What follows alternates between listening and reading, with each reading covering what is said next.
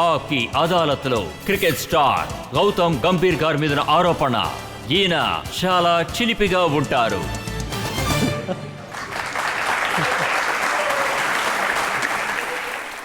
మొహం చూస్తుంటే చాలా అమాయకుల్లా కనిపిస్తున్నారు, కానీ చిన్నప్పుడు మీరు చాలా అల్లరి చేసేవారని విన్నాను. సార్, చిన్నప్పుడు నేను చాలా అల్లరి చేసేవాడిని. నాలాగే ఉన్న చాలామంది యంగ్స్టర్స్ ఇలాగే ఉండేవాళ్ళు సార్, అల్లరి చేస్తూ. మా స్కూల్లో కూడా నేను బాగా అల్లరి చేసేవాడిని. అవన్నీ కూడా మా స్కూల్ డేస్లో జరిగినవి. ఇప్పుడు నేను మెచ్యూర్డ్ అయ్యాను. చిన్నప్పుడు చేసిన ఆ అల్లరి ఇప్పుడు చేయట్లేదు. మీరు చిన్నప్పుడు మిగతా వాళ్ళ ప్యాంట్లో చూయింగ్ గమ్ అంటించేవారట. అవును సార్, చిన్నప్పుడు నేను ఆ చూయింగ్ గమ్ ని చాలా మందికి అతికిచ్చేవాడిని. అది మీద అలా విసిరేసేవాడిని. చూయింగ్ గమ్ మాత్రమే కాదు సార్, ఫోమేం కూడా అతికిచ్చేవాడిని. ఇలాంటివన్నీ చాలా చేశాను. అది కూడా తర్వాత చిన్న మీరు వయసులో. పక్కింటి కిటికీల్ని బద్దలు కొట్టేవారట. నేను కారు అద్దాలు పగలగొట్టాను, పక్కింటి వాళ్ళది కూడా. నేనేమనుకుంటానంటే ఇది నథింగ్ ఇట్స్ రాంగ్. ఏంటంటే క్రికెట్ ఆడేటప్పుడు ఇలాంటివన్నీ జరుగుతూ ఉంటాయి కదా, అదేమీ పెద్ద తప్పు కాదు సార్. యువరాజ్ సింగ్ గారు ఆప్కి అదాలత్కు వచ్చినప్పుడు ఈ విషయం చెప్పారు. క్రికెట్ టీంలోనే అందరికన్నా అల్లరి ఎక్కువగా చేసేది ఎవరంటే అది సచిన్ టెండూల్కరే అని. అందరూ అల్లరి చేస్తారు, ఒకళ్ళిద్దరని కాదు. ఉన్న అందరూ వాళ్ళందరూ. అలా చేయరు. హరిభజన్ సింగ్ కూడా అల్లరి చేస్తారు. అదేలాగా ఒక్కొక్కరు ఒక్కొక్క విధంగా వాళ్ళకి తగ్గట్టు.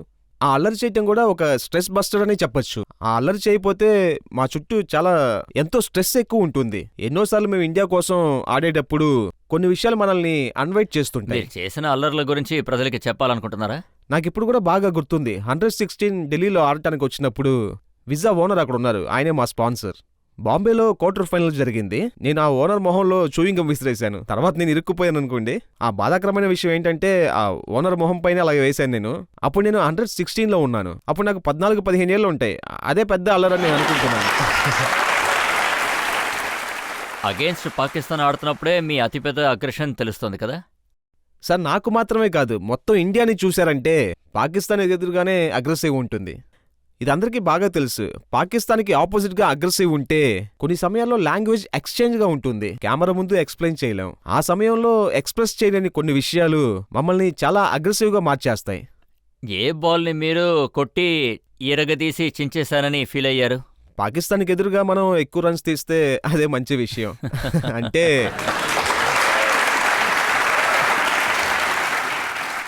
ఏంటంటే పాకిస్తాన్ గురించి మనం ఇంతకుముందే ఎన్నో విషయాలు వినుంటాం.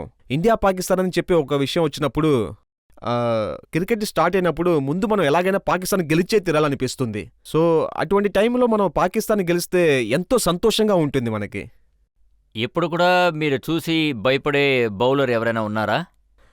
సమ్వన్ లైక్ బ్రైడ్లీ, డేల్ స్టైన్, ఇలా ఇంటర్నేషనల్ క్రికెట్లో ఉన్న ప్లేయర్స్ అందరూ. మురళీధరన్ ఉన్నారు. ఆయన వరల్డ్ క్లాస్ ప్లేయర్. ఆయనకి ఎదురుగా రన్స్ తీయడం అనేది చాలా పెద్ద కష్టం. ఇంటర్నేషనల్ ప్లేయర్కి అది ఛాలెంజింగ్ గా ఉంటుంది. ఈ బౌలర్స్కి ఎదురుగా మనం రన్స్ తీసేటప్పుడు చాలా ఆనందంగా ఉంటుంది. ఇది అందరికీ తెలుసు. వాళ్ళకి ఎదురుగా రన్స్ తీయడం అనేది చాలా చాలా కష్టం అనే విషయాన్ని. సో వాళ్ళకి ఎదురుగా రన్స్ తీయడం అనేది చాలా ఆనందం. ఏదైనా ఒక పర్టికులర్ బౌలర్ పేరు చెప్పగలరా? ఈయన బౌలింగ్ లో నేను రన్ తీస్తే చాలా హ్యాపీగా ఫీల్ అవుతాను. ఒకే ఒక బౌలర్ మాత్రం ఎప్పుడు నా మైండ్ లో ఉంటూ ఉంటారు సార్. ఇంటర్నేషనల్ లెవెల్లో ఆయనతో ఎప్పుడు ఆడలేదు. ఆయన పేరు షేన్ వాన్. ఆయనకు ఆపోజిట్ గా రన్స్ తీయడం అనేది చాలా కష్టం. ఇంటర్నేషనల్ లెవెల్లో ఆయనతో ఆడాలని నేను చాలా ఆశపడ్డాను. ఆయనతో నేను ఐపీఎల్లో కూడా ఆడాను.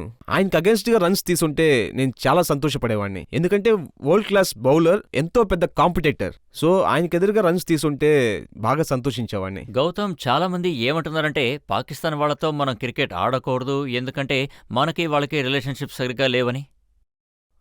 ఇదేంటంటే ఒక పొలిటికల్ డెసిషన్. అది నేను గవర్నమెంటే డెసిషన్ తీసుకోవాలి. ఎందుకంటే ఇండియా పాకిస్తాన్కి క్రికెట్ చాలా ముఖ్యం. ఇప్పుడు చూసారంటే ఇండియా ఆస్ట్రేలియా క్రికెట్ ఆడేటప్పుడు క్రికెట్లో ఒక ఫన్నే ఉండదు. ఇంకొకటి, ఇండియా పాకిస్తాన్ ఆడేటప్పుడు మీరు వ్యూవర్స్ ఒకసారి చూడండి, ప్రజల ఎక్స్పెక్టేషన్స్ ఒకసారి చూడండి, వాళ్ళ మొహంలో ఉండే టెన్షన్ చూడండి. ఇప్పుడు లాస్ట్ మ్యాచ్ ఆడాము, వరల్డ్ కప్ సెమీఫైనల్ పాకిస్తాన్కి ఎదురుగా. ఇండియాలో ఎటువంటి రియాక్షన్ ఏర్పడింది, మన ప్రజల మనసులో కూడా ఎటువంటి సంతోషం ఏర్పడింది పాకిస్తాన్ కొట్టి మనం విన్ అవ్వాలని.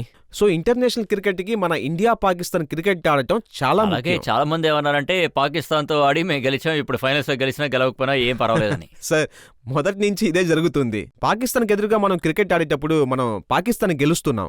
అంతకుమించి మనం ఇంకేం గెలవవసరం లేదని అందరూ చెప్తూ ఉంటారు. కానీ ఇంటర్నేషనల్ లెవెల్లో పాకిస్తాన్కి ఎదురుగా ఆడటం అనేది చాలా ముఖ్యం. అప్పుడే బాగా ఫన్ గా ఉంటుంది, కాంపిటేటివ్ గా ఉంటుంది, ఇంకా అగ్రెషన్ కూడా ఉంటుంది. అయితే మార్చిలో పాకిస్తాన్ వాళ్ళు ఇక్కడికి వచ్చినప్పుడు మేము వాళ్ళతో ఒక ఆట ఆడుకుంటామని మీరు ప్రామిస్ చేస్తారా? ప్రయత్నిస్తాం, కానీ ప్రామిస్ చేయలేం. ఇండియాకి పాకిస్తాన్కి ఎదురుగా రికార్డ్స్ చూశారంటే కన్సిస్టెంట్ గా వాళ్ళకి ఎదురుగానే బాగా ఆడాం. హోప్ఫుల్లీ రాబోయే కాలంలో కూడా అలాగే ఉంటుంది. ఇంతవరకు ఆడిన మ్యాచెస్ చూశారంటే వాళ్ళకన్నా మన రికార్డ్స్ ఎంతో బెటర్ గా ఉన్నాయి. తర్వాత కూడా మనం కంటిన్యూస్ గా విన్ అవుతూనే ఉంటాం. పాకిస్తాన్ ఇండియాకి వస్తే వాళ్ళని గెలవడానికి ఖచ్చితంగా మేము సిద్ధంగా ఉన్నాం. వాళ్ళని ఓడిస్తాం. సార్ మీరు ఎప్పుడు పెళ్లి చేసుకోబోతున్నారు? ఇప్పుడు పెళ్లి గురించి ఆలోచించే టైమే లేదు. ఎందుకంటే కంటిన్యూస్ గా క్రికెట్ ఆడుతూనే ఉన్నాం. ఒకవేళ మంచి అవకాశం, మంచి అమ్మాయి దొరికితే చేసుకుంటాను పెళ్లి తర్వాత.